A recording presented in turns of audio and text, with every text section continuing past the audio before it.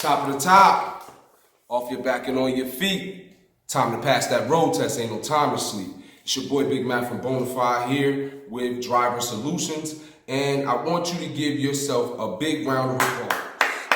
That's right. Clap and pat yourself on the back. Hoorah, hoorah, because you passed your pre-trip, you passed your written exam. If you didn't, you wouldn't be watching this video. There's no need for you to watch it. Why are you watching it if you didn't pass the written exam? Go study so you can pass it the next time. But you are watching this video because you passed, and I want to say congratulations. That is no easy feat, especially for some of us who haven't been in school for a while. So I want to say congratulations, good job, Godspeed, all that good stuff. Now it's on to the road test. Now let me tell you something about this road test. This road test is kind of tricky. And I'm going to tell you why the road test is kind of tricky. Because there are 4 parts to the road test. You have the actual driving. You got that. You're a bomb driver. I know you got it. But before you can get to the driving, before you can get on the road, you have to pass part A, B, or C. So that will be what? Your in-cab inspection. Then you'll have your engine, your fifth wheel coupling system, and your trailer. Those are the parts of the exam that are most important. Why? Because if you don't pass those parts, guess what? You ain't gonna get to drive. So your driving skills, chuck it out the window. Maneuvering skills, chuck it out the window. All that stuff doesn't matter if you don't get past the pre-trip inspection. So guys, I want you to take this part of the test seriously.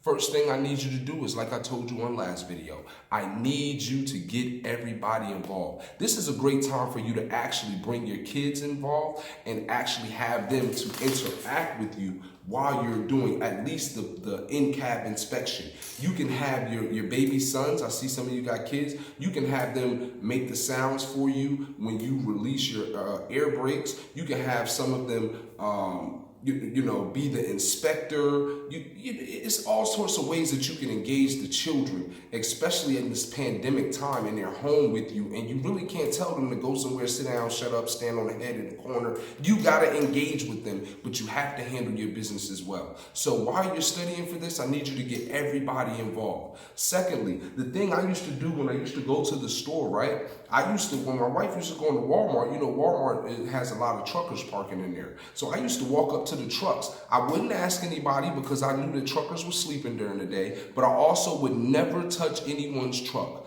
But what I would do is I would walk up to the truck and just because I could imagine, I've been studying, I could imagine what the engine looked like. So I would just stand on the passenger side of the truck, and I'd hit all my hoses and my coolant tank and all of those things. What's this thing right here that you put, my wiper fluid tank and all that stuff. I would hit all of that. My brake chamber, push rod, all of that stuff, right? I would hit all of that just off of imagination. So when I got to CR England, what we ended up doing, me and a group of guys, what we did was at night, I let that pre-trip inspection consume me. Because we had on the range, we had enough time to practice our maneuvers. It was when you were back in your hotel room or when you go back home that you fall off and you forget to practice that most important part, which is your pre-trip inspection. So what we used to do, we had a group of us, about 8 of us, and next door to us was a hotel where actual truckers used to bunk up for the night. So there was one guy, they would haul in U.S. mail, they would park their trucks there every night. And I asked them if we could crack the hood on their truck, man, and if we could do our pre-trip inspection on their truck, while they're sleeping or whatever. Guess what? He gave it to me. You know why? Because most truckers want to see you succeed. Most truckers want to see you better your life. Most truckers are looking to make room on the highway so you can come in and drive. So you ask these truckers that get with a personal person. Listen, my little cousin was the first person to ever put me in a rig. The day I got my permit, and he wasn't even supposed to do it.